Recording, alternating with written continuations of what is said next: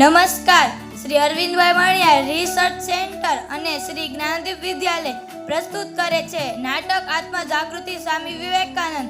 નાટકના director સમીકભાઈ Dave અને project in charge વિશ્વેશભાઈ Dholakia અને શિલ્પાબેન મહેતા. તો આપની સમક્ષ પ્રસ્તુત છે નાટક આત્મજાગૃતિ સ્વામી વિવેકાનંદ. આવો આવો નાટક જુઓ, નાટક જુઓ.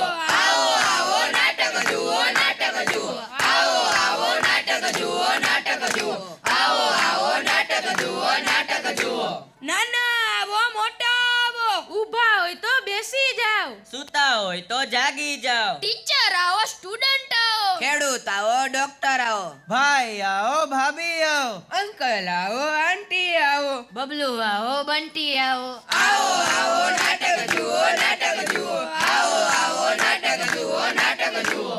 અરે ભાઈ, અમારે નથી જોવું નાટક. અત્યારે તો નવો જમાનો છે, ટીવીનો જમાનો છે, ઓટીટીનો જમાનો છે. તો અમે શું કામ જોઈએ તારું નાટક? અરે ભાઈ, અમે ક્યાં કહ્યું કે અમારું નાટક જૂનું છે? જો જમાનો નવો છે તો અમારું નાટક પણ નવું છે. એલા ભાઈ, હા, પર નાટકમાં કઈ કોમેડી હશે? કઈ સસ્પેન્સ હશે? મજા આવશે?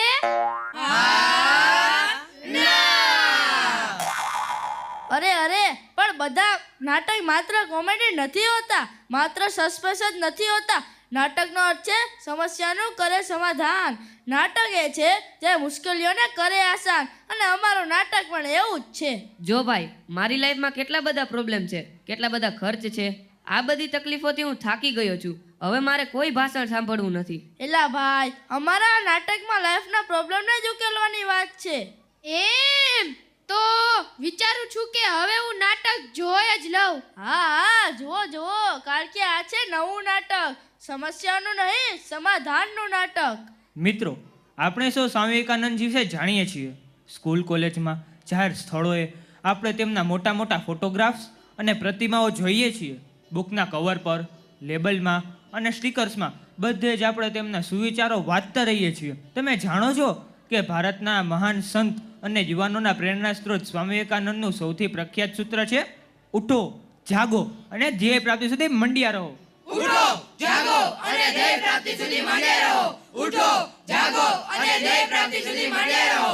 હા, પણ એ વિચારો આજના યુગમાં થોડા ચાલે. અત્યારે તો ઇન્સ્ટાનો જમાનો છે. સ્વામી વિવેકાનંદના વિચારોનું અત્યારે શું કામ?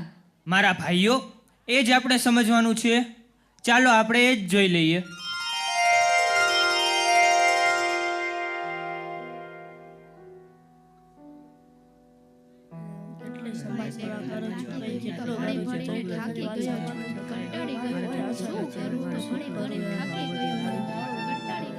આ બોરિંગ લાઈફથી હું કંટાળી ગયો છું. આખો મહિનો ઘાણીના બળદની જેમ ફરતા રહેવાનું, કોઈ દિશા નહીં, કોઈ હેતુ નહીં. તારી વાત તો જવા દે રાહુલ. મારી પાસે પૈસા છે, ગાડી છે, બંગલો છે, બધું જ છે, પણ છતાંય કંઈક ખૂટે છે. હું સમાજ સેવા કરું છું, લોકોને મદદ કરું છું, પણ કોઈ મારી વાત સાંભળતું જ નથી. લોકો બદલવા જ નથી માંગતા. અને મને તો એ પણ ખબર નથી હું શું કરવા માંગુ છું. કોલેજ, કરિયર, મેરેજ બધાની ડિમાન્ડ વચ્ચે હું ખોવાઈ ગયો છું. અને હું ભણીને કંટાળી ગયો છું. તમારી આ પરિસ્થિતિનું કારણ એક જ છે. તમે બહારની દુનિયામાં એ શોધી રહ્યા છો જે ખરેખર તો તમારી અંદર જ છુપાયેલું છે. હે, તમે કોણ? સ્વામી વિવેકાનંદ. नमश्रीयतिराजाय विवेकानंद सूरय सच्चित सुख स्वरूपाय स्वामीने तापहारी ના, હું તમારો અંતરાત્મા છું, તમારી અંદર છુપાયેલી શક્તિનો અવાજ છું. જુઓ સ્વામીજી, અમે જૈનજી છીએ, અમને આવી બધી વાતોમાં ઇન્ટરેસ્ટ નથી. હા, એટલે જ તો તમે ભટકી રહ્યા છો. જે સત્ય છે તેને સમજવા તૈયાર નથી. પણ સ્વામીજી, મને તો કઈ યાદ જ રહેતું નથી. હું ગમે એટલી વખત સિલેબસ ગોખી મારું, પણ પરીક્ષામાં બધું ભૂલાઈ જાય છે અને પછી ઓછા માર્ક્સ આવે. હું ટ્યુશનમાં પણ જાઉં છું, પણ કોઈ ફરક પડતો નથી.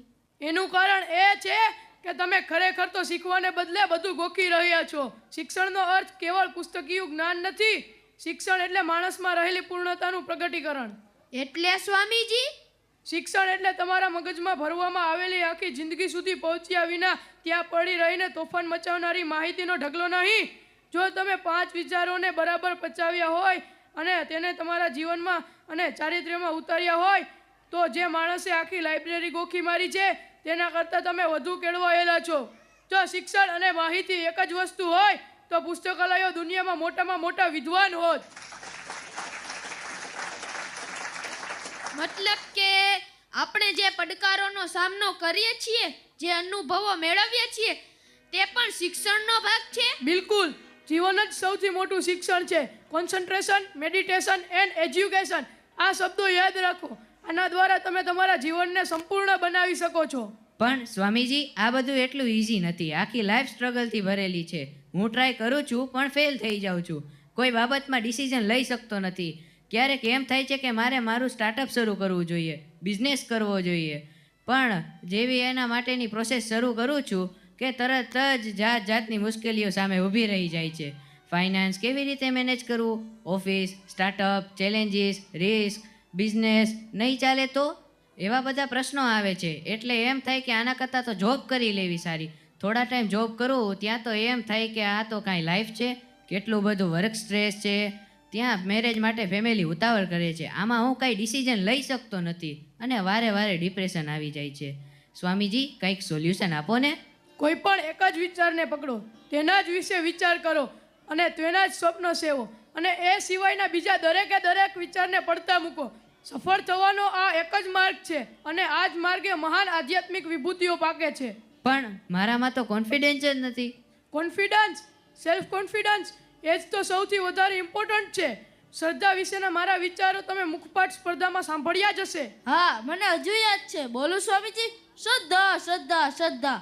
પોતાનામાં શ્રદ્ધા, ઈશ્વરમાં શ્રદ્ધા. મહત્તાનું આ જ રહસ્ય છે. ભલે તમને તમારા 33 કરોડ દેવ દેવતામાં શ્રદ્ધા હોય, પણ જો તમને તમારા પોતાનામાં શ્રદ્ધા નહીં હોય તો તમારા માટે મુક્તિની કોઈ આશા નથી.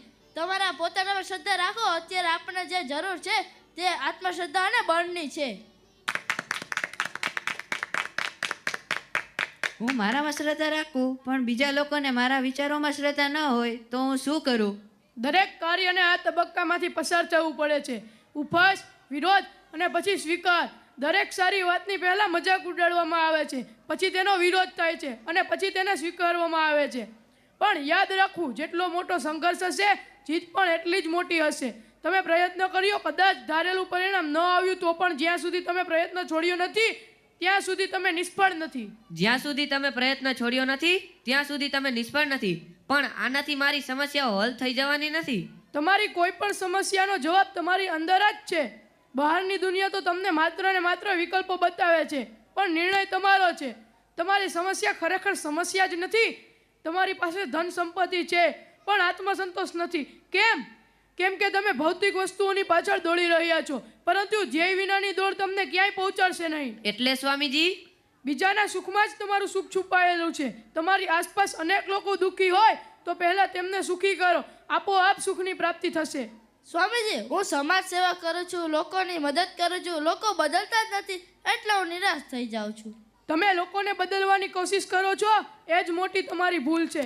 પહેલા પોતાને બદલો, પોતાને સુધારો, તમારું જીવન એવું બનાવો કે બીજા તમને જોઈને પ્રેરણા લે. પણ આટલી બધી સમસ્યાઓ છે, ગરીબી, અજ્ઞાનતા, અન્યાય. સમસ્યાઓ બધી જગ્યાએ છે ચૈતન્ય, પણ સમાધાન પણ અહીં જ છે, આપણી અંદર. માટે તમારું ભાવિ તમે પોતે જ ઘડો. તમે જેવા વિચાર કરશો તેવા તમે થઈ જશો. જો તમે તમારી જાતને નબળા માનશો તો નબળા અને સબળા માનો તો સબળા. આ દુનિયામાં અસંભવ કશું જ નથી. યાદ રાખો, જીવ એ જ શિવ છે. આ બધી આધ્યાત્મિક વાતો સરસ છે, પણ આધુનિક જીવનમાં કેવી રીતે ઉપયોગી થશે? મારે ઓફિસ, કામ, ફેમિલી બધું સંભાળવું પડે છે. મારે આખો મહિનો ઘાણીના બળદની જેમ ફરતા રહેવાનું, કોઈ દિશા નહીં, કોઈ હેતુ નહીં. રાહુલ, તો તમે વિચારો છો કે આધ્યાત્મિકતા એટલે ઘર છોડીને જંગલમાં જવાનું? જરાય નહીં. સાચી આધ્યાત્મિકતા એ તમારા રોજિંદા જીવનમાં ઉતારવાની છે. કેવી રીતે? દરેક કાર્યને સમર્પણ સાથે કરો. ફોન પર વાત કરતા હો કે તમારું ગમતું કામ કરતા હોય, દરેક કાર્યમાં પૂરી એકાગ્રતા રાખો. આ જ કર્મયોગ છે. વર્તમાન ક્ષણમાં જીવો, ભૂતકાળમાં ખોવાઈ ન જાઓ અને ભવિષ્યની ચિંતામાં જીવન વેડફો નહીં. એટલે આધ્યાત્મિકતા અને આધુનિકતા બંને સાથે ચાલી શકે છે? બિલકુલ. આધુનિકતાનો અર્થ પશ્ચિમની આંધળી નકલ નથી. તમારી સંસ્કૃતિ, તમારા મૂલ્યો જાળવી રાખીને આધુનિક બનો. ટેકનોલોજી વાપરો પણ તેના ગુલામ ન બનો. મારા મિત્રો, ઉઠો, જાગો, આળસ અને નિરાશા છોડો. તમારા લક્ષ્યને પ્રાપ્ત કરો ત્યાં સુધી અટકો નહીં. પરંતુ યાદ રાખો, ધ્યેય માત્ર વ્યક્તિગત સુખ સમૃદ્ધિ માટે નહીં, સમાજ અને રાષ્ટ્રના કલ્યાણ માટે પણ હોવું જોઈએ.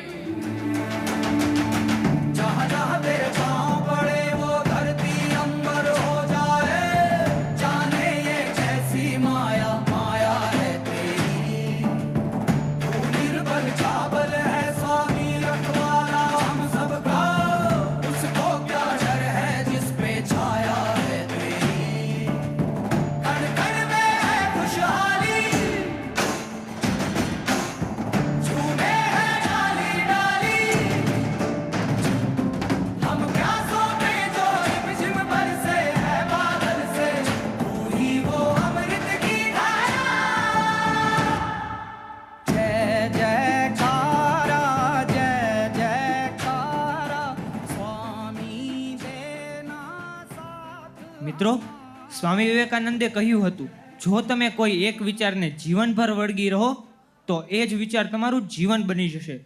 આવો આપણે પણ એક વિચાર પકડીએ, આત્મવિશ્વાસ, આત્મસન્માન અને આત્મજ્ઞાનનો વિચાર.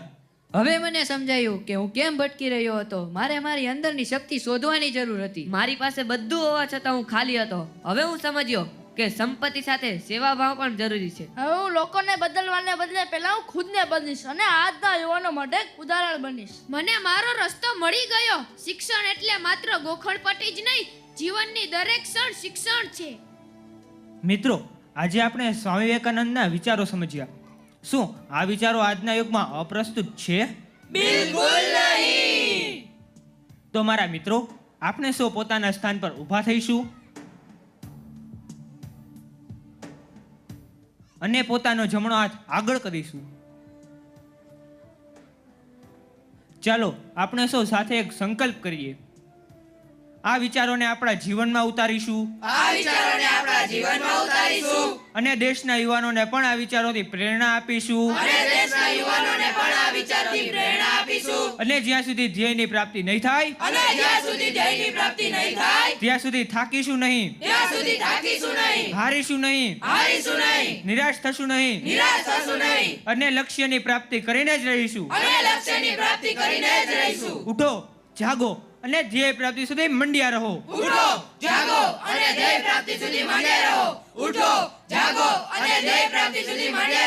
ભારત માતા કી જય! ભારત માતા કી જય! ભારત માતા કી જય! વંદે માતરમ! વંદે માતરમ! વંદે માતરમ!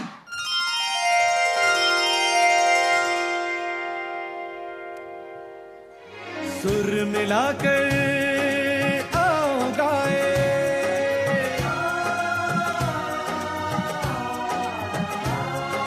सुर मिलाकर आओ गाए स्वामी जी की गाथा.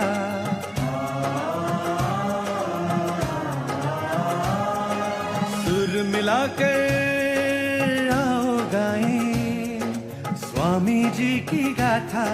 स्वामी जी के पगरेणु से, स्वामी जी के पगरेणु से पावन भारत माता.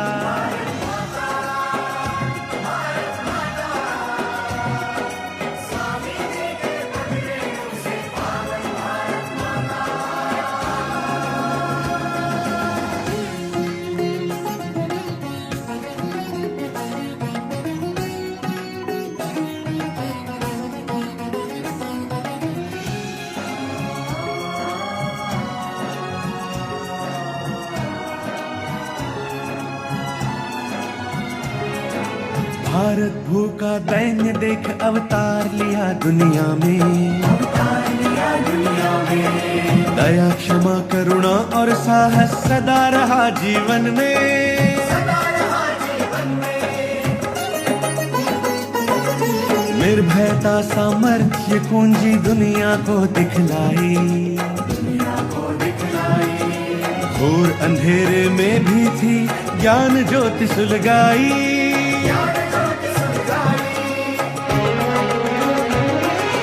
देश विदेश में जाकर सबको सिखलाया वेदांत। देश विदेश में जाकर सबको सिखलाया वेदांत। सर्व जगत को मंत्र दिया है उत्तिष्ठत जागृत।